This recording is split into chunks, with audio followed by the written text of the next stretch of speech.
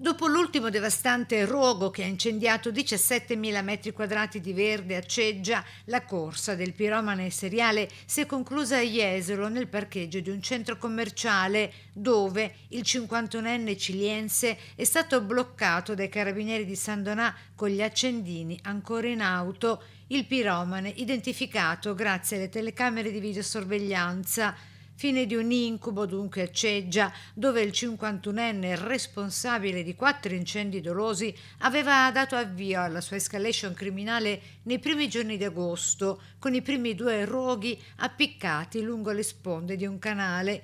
Il disegno distruttivo si è completato il 13 agosto, quando i vigili del fuoco sono dovuti intervenire nuovamente nella stessa mattinata per altri 2 incendi ravvicinati. Un primo rogo di circa 500 metri quadri e il secondo, il più esteso, come già detto, di ben 17 ettari, che ha divorato aree incolte e danneggiato le recinzioni di alcune attività produttive e industriali della zona. Arrestato, si trova ora nel carcere Due Palazzi di Padova, a disposizione dell'autorità giudiziaria per l'udienza di convalida.